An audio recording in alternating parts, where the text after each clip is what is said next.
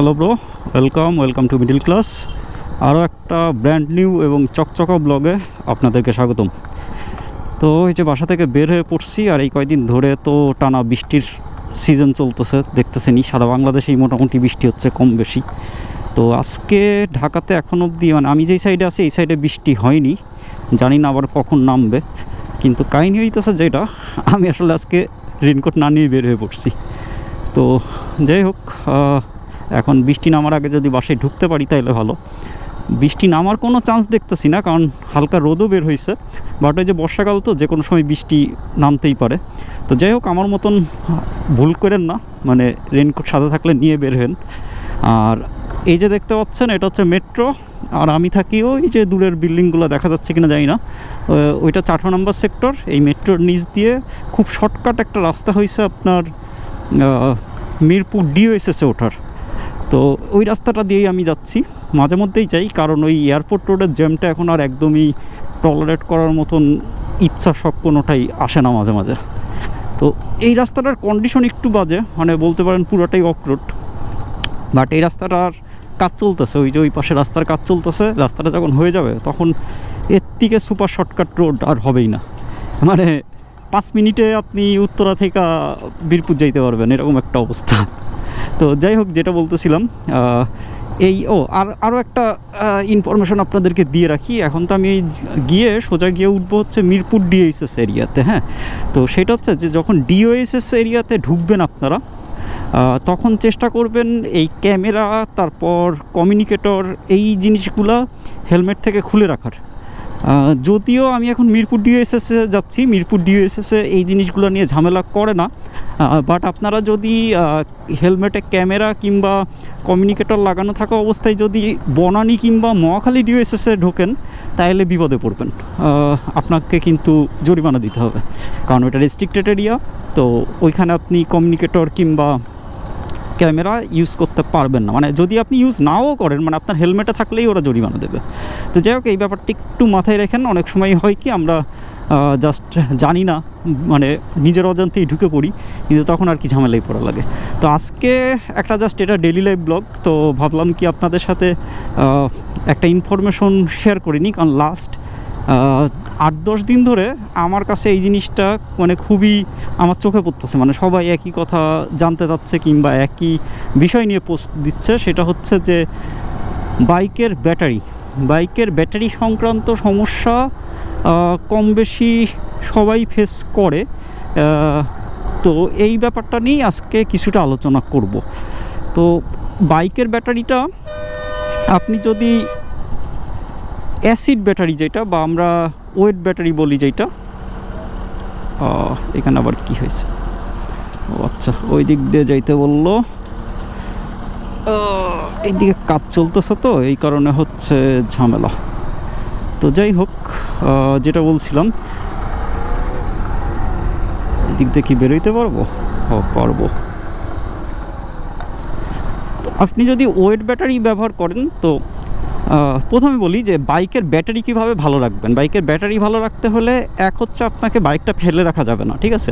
ফেলে রাখা বলে তো আপনি যদি ডেইলি লাইফে ইউজ করেন তাহলে আপনার বাইকটা রানিং অবস্থায় থাকবে। বাইকটা যখন রানিং অবস্থায় থাকে তখন ব্যাটারিটা চার্জ আপ হয়, ঠিক আছে? তো আপনি যদি বাইকটা না চালায়ে বাসায় ফেলাই রাখেন, সেটা 2-3 দিন হলে সমস্যা নেই, কিন্তু ধরেন আপনি 15 দিনে বাইকটা একবার বের করেন কিংবা বাইকটা একবার চালান, একবার স্টার্ট দেন, তাহলে কিন্তু সমস্যা। অনেক সময় হয় কি, আমরা 10 দিন 15 দিনের জন্য কোনো কাজে বাসার বাইরে যাইতে পারি কিংবা ট্যুরে যাইতে পারি বাইক ছাড়া। সেই ক্ষেত্রে হয় কি, বাইকটা অনেক লম্বা সময় পড়ে থাকে। তো লম্বা সময় যখন পড়ে থাকবে বাইকটা, তখন ব্যাটারিটা বসে যায়। তো আপনারা চেষ্টা করবেন লম্বা সময়ের জন্য যখন এরকম বাসার বাইরে যাবেন, তখন বাইকের চাবি বাসার কাউরে দিয়ে কিভাবে বাইকটি স্টার্ট করতে হয় সেটা দেখাই দিয়ে গেলেন, তাহলে অ্যাটলিস্ট প্রত্যেক দিন না হলেও মানে 2-3 দিন পর পর যদি 10 মিনিট 15 মিনিট করে স্টার্ট দিয়ে রেখে দেয়, তাহলে ব্যাটারিটা চার্জ আপ হয়ে থাকবে। আর একটা হইতেছে যেটা ব্যাটারির মেনটেন্যান্স। ব্যাটারি ভালো রাখতে হলে তো আপনাকে ব্যাটারির মেনটেন্যান্স করতে হবে কিংবা জানতে হবে। কারণ আপনি যদি অ্যাসিড ব্যাটারি বা যেটা আমরা ওয়েট ব্যাটারি বলি, ওয়েট ব্যাটারি ব্যবহার করে থাকি, তাহলে ওইটার ভিতরে যেই অ্যাসিড বা যেই পানিটা থাকে, সেটা কিন্তু একটা নির্দিষ্ট সময় পর পর ওই পানিটার পরিমাণটা কমে যায়। তখন যেটা করতে হয়, পানির পরিমাণ প্লাস চার্জের পরিমাণটা কমে যায়, তখন যেটা করতে হয়, আপনি একটা মানে ব্যাটারি যেই দোকানগুলো আছে কিংবা যে সকল ওয়ার্কশপে বিভিন্ন ওয়ার্কশপেই দেখবেন যে ব্যাটারি চার্জ দেওয়ার ব্যবস্থা আছে। তো আপনার ওয়ার্কশপগুলোতে গিয়ে সার্ভিস সেন্টারগুলোতে গিয়ে আপনাকে বলতে হবে যে আপনার ব্যাটারি চার্জটা চেক করতে। এটা আপনার কিন্তু রেগুলার করতে হবে না। এটা ধরেন আপনার 4 মাস 6 মাস পর পর আপনার একবার করে জাস্ট যখন বাইকে সার্ভিসিং করাতে যাবেন তখন বাইকের এই ব্যাটারি চার্জটা চেক দিবেন। চেক দিলে যেটা হবে যে যদি ব্যাটারি চার্জ কম থাকে তারা চার্জ আপ করে দেবে, আর যদি এটা ড্রাই ব্যাটারি হয় তাহলে তো অ্যাসিড দেওয়ার কিংবা পানি দেওয়ার কোনো ঝামেলা নেই। আমি যেমন এখন ড্রাই ব্যাটারি ইউজ করি, এটাতে শুধু আমার 4 মাস 6 মাস পর পর একবার করে আমি চার্জ আপ করে নিই। আমার যেহেতু বাইক রেগুলারই মোটামুটি চালানো হয়, আমার ব্যাটারি কিন্তু ভালোই আছে, ঠিক আছে। যদিও এটা স্টক ব্যাটারি না, আমি স্টক ব্যাটারিটা টানা লম্বা সময় চালাইছি। আমার স্টক ব্যাটারিটা নষ্ট হয়েছিল কিন্তু বাইকটা ফেলে রাখার কারণে। কারণ আমি হচ্ছে সেটা 2020-এর ঘটনা, হ্যাঁ 2020-এর ঘটনা। তো ওই সময় আমি হচ্ছে যে করোনার যে লকডাউন, ওই সময় আমি বাড়িতে গেলাম। বাড়িতে যাওয়ার পর আমার ফুল ফ্যামিলি মানে ধরেন মা বাবা বোন 3 জনেরই করোনা পজিটিভ আসলো। তো আমাদের বাড়িটা পুরো লকডাউন করে দিচ্ছে, বাড়ির থেকে বেরও হইতে পারি না। ইনফ্যাক্ট ওই সময় একটু ঝামেলাতেই ছিলাম, বুঝতেই পারছেন। তো ওই সময় আমার বাইকটা আমি আসলে ঠিক মতন স্টার্টই দিতে পারিনি। তো ওই 15 দিনে আমার ব্যাটারিটা বসে গেছিলো। তো যাই হোক, এই হচ্ছে ব্যাটারির মোটামুটি মেনটেনেন্স। আর ব্যাটারি তো আসলে একটা সময় না একটা সময় যাবে। এখন আপনি একটা জিনিস 1.5 বছর 2 বছর যখন ইউজ করে ফেলবেন, ওইটা আস্তে আস্তে নষ্ট হবে, এইটা নিয়ে প্যারা খাওয়ার কিছু নেই। তবে এই ব্যাটারির যেই মেনটেনেন্স, এইগুলো যদি একটু আপনারা দেখভাল করেন তাহলে আমি বলবো যে ভালোই টেকসই হবে। আর একটা কারণে ব্যাটারি নষ্ট হয় অনেকেরই, সেটা হচ্ছে অনেকেই হচ্ছে সিকিউরিটি অ্যালার্ম ব্যবহার করেন। অ্যান্ড কিছু সিকিউরিটি অ্যালার্ম আসছে বাজারে যেগুলোর কোয়ালিটি ভালো, সেইগুলো নিয়ে সমস্যা নেই। সমস্যা হচ্ছে যেগুলো লো কোয়ালিটি, ধরেন এই যে 1000-1200 টাকা 1500 টাকায় যে সকল সিকিউরিটি অ্যালার্ম আপনারা বাইকে ইনস্টল করেন, সেইগুলো ব্যাটারির একদম মানে ব্যাটারির জন্য একদম ভয়ানক শত্রু। ব্যাটারির লাইফ পুরা বরবাদ করে দেয়। কারণ ওই সিকিউরিটি অ্যালার্মটা মানে জিপিএস টাইপ যেটা, ওইটা আসলে সবসময় আপনার ব্যাটারি চার্জটা খাইতে থাকে। তো ওইটা একটা কারণ। আর একটা হইতেছে আপনারা যেই বাইকে ফগ লাইট কিংবা এক্সট্রা যেই হেডলাইটগুলো এলইডি লাইটগুলো আপনারা ব্যবহার করেন, সেইগুলো যখন আপনারা ওয়াটটা কাউন্ট না করেই ইউজ করে ফেলান, মানে আপনার তো জানতে হবে যে আপনার কোন লাইটে কত ওয়াট বিদ্যুৎ খাচ্ছে। আপনারা বাজার থেকে যখন সস্তা মানের এলইডি লাইট কিনবেন, ফগ লাইট কিনবেন, সেইগুলোতে কিন্তু প্যাকেটের গায়ে লেখা থাকবে একরকম আর ভিতরে থাকবে আর এক রকম।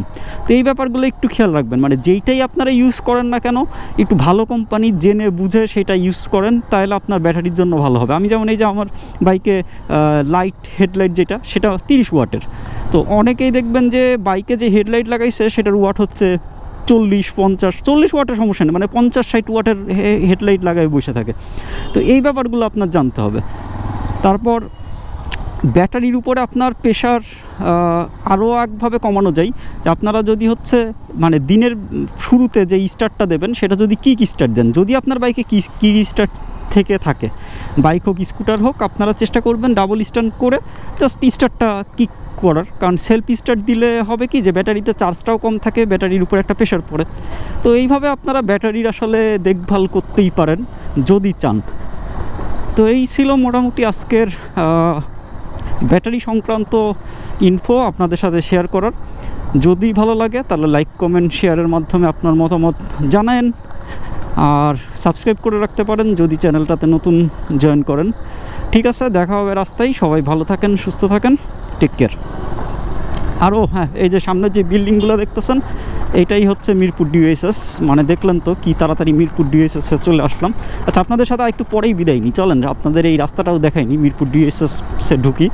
আর এই সাইডের মানে রাস্তাটা যখন হয়ে যাবে না সেই হবে। আর একবার জাস্ট ইমাজিন করেন, এই যে উপর দিয়ে যে মেট্রোটা যাচ্ছে, মেট্রো থেকে মানে মেট্রোটা যখন চালু হবে তখন আমরা মেট্রো থেকে একটা বেশ সুন্দর একটা শহরের ভিউ পাবো। মানে আমার তো ইচ্ছা হচ্ছে যে মেট্রোটা চালু হলে মানে আমি এই মাথা থেকে ওই মাথা জাস্ট বেশ কয়েকবার যাওয়া আসা করবো। দিনের বেলায় দেখতে কেমন লাগে শহরটা উপর থেকে, রাতের বেলা কেমন লাগে, বৃষ্টির সময় কেমন লাগে, এই জিনিসগুলো আসলে মানে আমাকে দেখতে হবে, এক্সপ্লোর করতে হবে। তো এই ব্যাপারগুলো বেশ মজা হবে।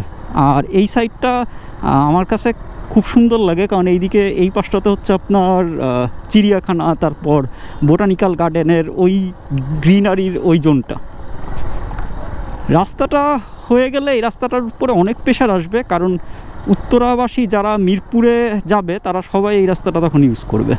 এখন তো অনেকেই আসতে চায় না, কারণ এই যে রাস্তার অবস্থা ভালো না, তাও এই যে এখন অটোগুলো চলে। আর এই রাস্তাটা আগে বন্ধ ছিল বলে তো যখন মেট্রোর কাজ চলছে তখন এই রাস্তাটা পাবলিকদের জন্য খুলে দেয়নি। তখন হচ্ছে শুধুমাত্র যারা মেট্রোর কাজের সাথে যুক্ত অথবা যারা প্রশাসনিক লোকজন তারাই এই রাস্তাটি ইউজ করতে পারতো। বাট এখন সবার জন্য খুলে দিছে, লাস্ট এই যে কয়েক মাস হলো এটা সবার জন্য খুলে দিছে। এবং এই রাস্তাটা সুপার শর্টকাট, মানে আমার বাসা থেকে মানে এখানে আসতে এত কম সময় লাগে, মানে আমি একটু পা বাড়াইলেই আমার মিরপুর, এরকম একটা অবস্থা। তো যাই হোক, এই রাস্তাটা বেশ কাজে দেবে আমাদের শহরের মানুষজনদের। অনেক বাম্পি একটা রোড, এই রোডে আসতে চাই না কারণ হচ্ছে এই ভাঙাচোরা নিয়ে আমার কোনো প্রবলেম নেই। আমার কাহিনী হচ্ছে আমার বাইকটা নিয়ে যখন আমি এরকম টানা এরকম ভাঙাচোরা রাস্তায় যাই আমার আসলে আস্তে চালানোর কথা মনে থাকে না, আমি একটু জোরে চালাই বসি, তখন এই সব প্রেশার যেয়ে পড়ে হচ্ছে পিছনের এই টপ বক্সের কেরিয়ারে। আর টপ বক্সটা আসলে মানে টপ বক্স লাগানো যখন থাকবে বাইকে তখন একটু সাবধানে আসলে চালানো লাগে, কারণ একটু এদিক থেকে ওইদিক হলে কেরিয়ারটা আপনার ঝালাই খুলে যেতে পারে, ভাঙতে পারে। হ্যাঁ, কবে যে একটা আসলে মানে বড় সড়ো শক্তপোক্ত টুরিং বাইক হবে কিংবা অফরোডার বাইক হবে, তখন এই সব রাস্তায় এসে আসলে মজা হবে। আচ্ছা যাই হোক, এই যে চলে আসছি, এই যে সামনেই হচ্ছে আপনার মিরপুর ডিএসএসের রাস্তাটা, এখান থেকেই আসলে উঠে পড়ব। শেষ মোটামুটি।